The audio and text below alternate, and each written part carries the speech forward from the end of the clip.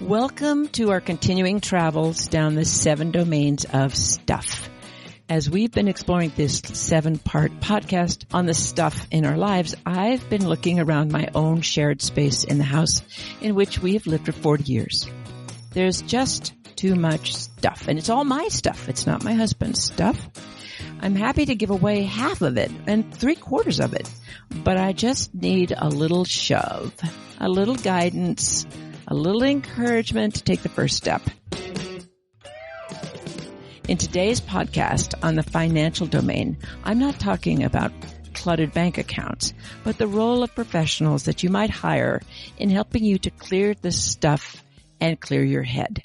So today, in the Virtual Scope studio, we have Julie Hageman. She is a professional organizer and owner of a cleaner space in San Diego. Welcome to the 7 domains of stuff, Julie. Thank you so much for having me. I'm glad to be here. Well, we're going to be informal in this, so this will be the Julie and Kirtley show. So how did you find yourself in this career?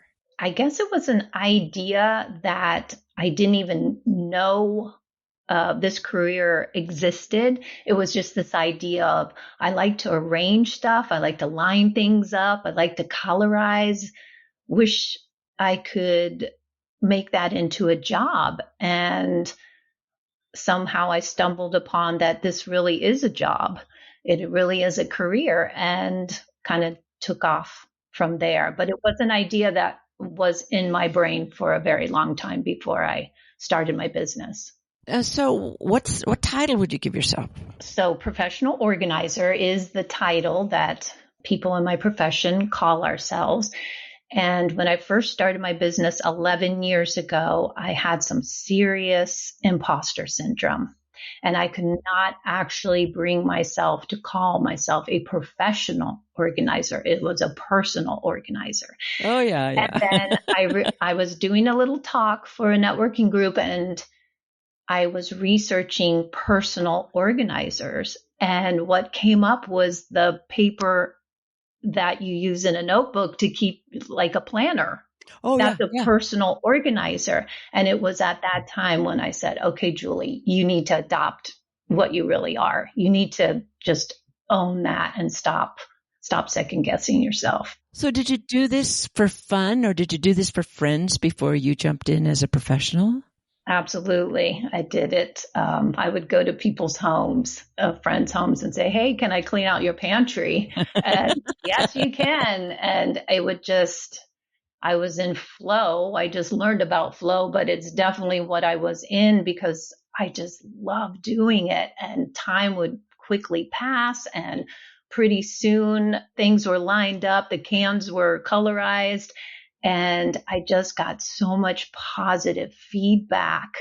It made me feel so good. And it was that dopamine hit, I guess, that I was looking for. Julie. And that set me up for, it reinforced that idea that I think I could do this. I think I could make a job out of this. That was probably before I even know that this career existed. Right. Yeah. Well, the concept of eudaimonia, or good life, or work that's meaningful, is often that work which gets you into flow, and it could be, some people are artists and say artists do this, but to be able to be totally, have time disappear as you're doing something wonderful for other people, making a professional career out of it, that's great.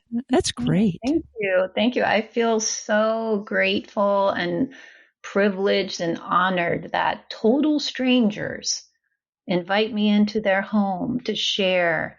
As I was listening to Ivy in your other podcast, there's a lot of shame associated with what I help people do because they don't want anyone else to see what has happened over time, sometimes extreme as hoarding, but not usually, just mess, clutter, dysfunction. And to be allowed in a space like that is really an honor and a privilege. What's the scope of your services? Well, I'm not sure we have enough time on this podcast, but I was really naive when I started out. I thought, well, I'll just go and work in people's pantries and line up their Campbell soup cans. Too much And sodium. Too then, much sodium. Yeah, go ahead. yeah, we won't get into the Yeah, ingredients, but yeah, right. they started asking me, would you do this? Or could you do that? And I thought, well, why not? Yeah. So that became it just morphed into what I do now. So everything from cleaning out a single cabinet or tiny closet all the way to downsizing an entire home, supervising the packers, the movers, then assisting on the other end when they move into a home, and then organizing that new home.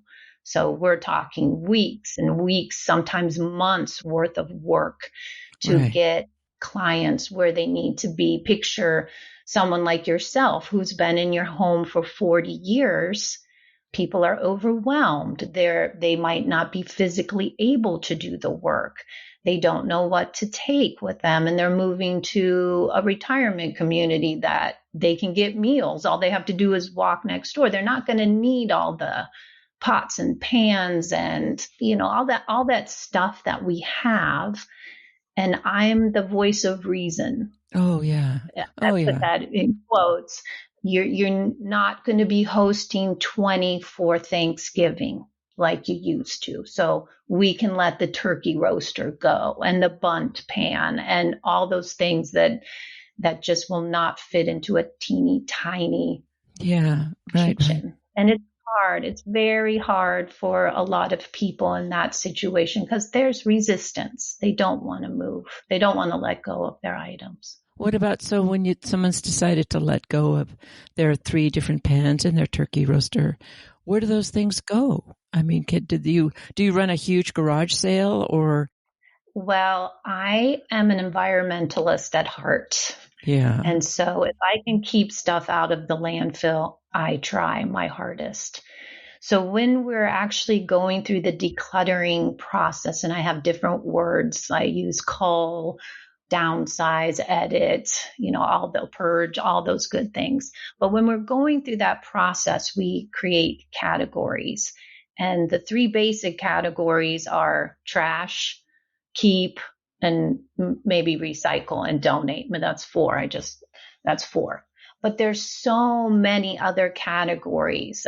Returns. Is this hazardous waste? Does this stay with the house if you're selling it for the new owners? There's just endless amounts of categories. And it's my job to keep all that straight and to keep the client moving forward because it can get overwhelming for them really quickly. So Yeah. I can do pretty much all of it except make decisions for them. So I try to keep their energy reserved for decision making. And then Right. we just take one step at a time and we just move forward at whatever speed they can do. And everybody's different, of course, in that area too. Well, it's almost being like a part-time therapist. I was talking to somebody recently he's not a hoarder by any stretch of the imagination, but he has collections that are Mm-hmm. really important to him and are markers of his travels all over the world. But he knows that they occupy not only physical space, but emotional and psychological space. Mm-hmm. And sometimes a lot of that space. So you have to help people negotiate with their psychological need for these things. Yeah. Absolutely. And I encourage all my clients to have a treasure box. I'm a sentimental person. I have things that I love and treasure, but there comes a point where stuff overtakes your life and it's not Yeah. serving you anymore. And so Yeah. that's the hard talk I have with clients. Like, okay, you have these 10 items. But if there were a fire, which one would you grab? Oh, Which yeah. one brings you the most joy, to highlight what Marie Kondo says? And it's really amazing when people think that they go from I need all of this to bring me joy to 3 items that really, really spark those memories and make them so happy. And the rest of the counter is clear and they can see those items. It's really amazing to see their reaction and appreciation for those 3 items instead of the 10. But helping people say, these are your most important treasures. And I will help you, this is you, even make a little list so you know that your treasures are in here. And your children, when they find this box, know that that's your treasures. Can you tell me a little bit more about your treasure box idea? Because I love that idea. So everyone in our family has a treasure box, my husband and I, and our kids, our 2 kids. And nobody gets to tell the other person, anyone else, what is a treasure. That is up to you. The container, the size of the container, though, dictates what you can keep. Oh. So the smaller the item, the better. Instead of the brochure from the play that you went to, the ticket stub, for instance. Yeah. It will trigger that memory. Oh, I love that play and I went with so-and-so. But you don't need all of the literature. You just need that one little ticket stub to remind you of that ticket. So any kind of treasure that is small would be wonderful in that box. A newspaper. You don't need to keep the whole newspaper, but maybe the headline. And just to condense it down. My husband and I have small treasure boxes, but the kids have the size that go under the bed that are originally designed for wrapping paper because it's not something you want to keep out. You just want to know where it is. So they, every once in a while when they're home for Christmas, they're in their 20s now, they will bring those treasure boxes out. And let me tell you, it is just a joy to watch them go through old school stuff and plays that they were in and trips we took by little trinkets or somehow a memory triggering whatever that is. And they're labeled with their names on it, as everything should be labeled, right? So that you know you know where it is, what it is. And maybe one day when my husband and I are gone and our kids run across our treasure box, it'll be fun for them to look through. Right. And not unmanageable. The house is not a good treasure box. No. Yeah. Be very ruthless declutter is what I use for my clients when we're decluttering, but be ruthless when you're deciding what is truly a treasure. Make sure that it really, really is. Yeah. This is the professional side of your job. So you've got this, warm person that comes into the house to help people out who's a professional, but then you are a professional. This is the financial domain. You do get paid. I do get paid. I have a straight rate of $75 an hour, and I no longer negotiate that. I'm very confident in what I do. I know my worth. There's people that charge a little less, but there's people that charge more, and I'm very comfortable. I've been in business 11 years now. They can see my work online. That's basically all I post is before and after pictures. So they can see what I can do. And yes. But what's your relationship with your own stuff? I think most of my clients assume that I am very neat and I don't have any clutter and my house looks like a showroom. It does not. I do have attachments. My last parent died a couple years ago, and so we cleared the house. And I was on the other side. I just wanted to save those things because they had such meaning. And it was very, very difficult to see them go. We had an estate sale. I think you asked me about how do I let go of things if the dumpster comes, and I don't think I answered that. But one of the things I recommend a lot for my clients is an estate sale. It's a win-win situation if all the stars lined up, and it's a whole nother thing. And there are professionals that do just estate sales. Absolutely. You can call them and they come in and they put labels on it. They run the whole thing. You can go away for a weekend and they'll do it. They want you to go away because they know how hard it is to see those items being sold off for a fraction of what they're worth. But that's the name of the game. You've got to clear, say, a house. It's a wonderful opportunity to clear, make a little money. But so anybody who is in that situation, I highly recommend seeking some estate sale opinions. So, Julie, I think there are people who buy stuff. You may have known people who order things and maybe they never even unpack their boxes. And financially, they've got a lot of money just in boxes in their house. And can you help them either return things or sell things or put them on eBay, give them a chance to get some money in this financial domain? Being organized is actually financially savvy. Oh, yeah. Because you know what you have that inventory, whatever it is, you know where to find it, so you're not repurchasing things. It's also good for the environment because you're not rebuying stuff, but also you're not spending money on multiple items because you can't find them. So that's an advantage of being organized. That's exactly the point. You know, when I think about I wanted to get a new pen and then I do a conversation with myself and I said, do I really need this new pen? I have a pen that works just fine. I saw this advertised on, I don't know, my news feed and it would be a really cool pen, but I have a pen. Or I didn't remember that I had that beautiful pot and I don't need another pot. Yeah. But maybe you go to your mother's house. My mother used to buy things for us, but they would just be in a box. And my mom could use that money. Mm. You know, if someone came in to help her, she could actually get some money back from the things that she isn't even opened maybe. Yes. And I do encourage my clients, if it's returnable, and that is often, I see boxes that are unopened. Can this be returned? Is it still within the window? Yes. Okay. Let's put this in your car. I try to set them up for success. Let's not just leave this at the front door. Let's put it in your car so that when you are driving around and you pass the post office, right. You don't have a reason, no excuses. You're right there.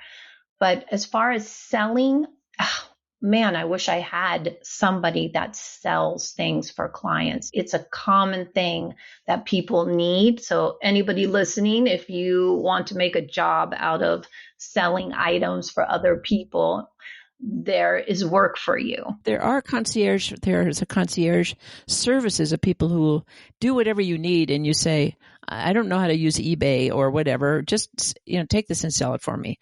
Clearly, if you're doing an estate sale, so if you're planning on leaving most of your stuff behind, then that person will take a certain percent. The person who runs your estate sale will take a certain percent of that.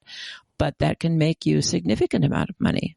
Yes, it can if it's like I said, if the stars are lined up. Right. If you're having an estate sale, here's something to keep in mind. Don't get rid of anything. No donations. It's counterintuitive, but only the trash goes away because they will sell a half bottle of Windex if you have it. And I'm not making that up. That's totally true. But I think your last comments about how freeing it is and how it's important to know that there are people out there and you can, yes, it costs someone to hire someone, but the psychological burden of not knowing where your things are, not knowing what you have, being burdened by what you have. It's a tremendous amount of stress and embarrassment and shame that goes along with, I've got too much stuff. I can't find it. I know I have it, but I don't know where that item is. I've been lucky enough to help people clear their clutter, and it's just such a gift to me. I think I get more out of it than they do sometimes, but I've had happy tears of you've given me my space back, and just really rewarding. And it's soul filling for me to see people move forward in their lives, like life changing. I have a story about one of my first clients who I walked into her condo and she was using her oven door, so it's open, as counter. That's where there were papers, there were her purse, because there was no room in her kitchen on the kitchen counters. And she thought that was normal. Oh, well, there's an additional horizontal surface I can use to put my stuff on. We cleared that. It took us a while, and she was in awe. And from that, the next time I came back, she said, I want to show you my refrigerator. And she opens up the door and she said, look at all this healthy food, because now I can prepare food because I have counter space. It snowballed into that. We worked in her closet. There were clothes everywhere on the couch, spilling out all over. We downsized that. Now she's exercising because she can find her workout clothes in her closet. So that's what I mean by soul filling for me. Oh my gosh, I have this impact, and it's beyond rewarding for me. Oh, Julie, thanks so much for giving us some insight into what your life is and what a professional can do to help people negotiate with their stuff. And now I think I just want you on retainer. But if you're listening, and you are struggling with your stuff, think about what Julie suggested about finding a professional organizer and just make the call. If you're struggling with the psychological hold that your stuff has over you, or someone you know or love, consider listening to our emotional domain of stuff. You can hear one woman's journey, and you can listen to a psychiatrist at the University of Utah talk about how a mental health professional can help people reach out. But you can reach out. You're not alone. Whatever your relationship is with your physical stuff, you are one of a lot of people who are struggling, and there are people who can help. There are professional organizers. There are social workers. There are psychologists who will help you get a clear space so that you can have a life that just moves forward a little bit more smoothly. So thanks, Julie, for joining us. You're welcome. Thanks for having me. Loved it. Yeah.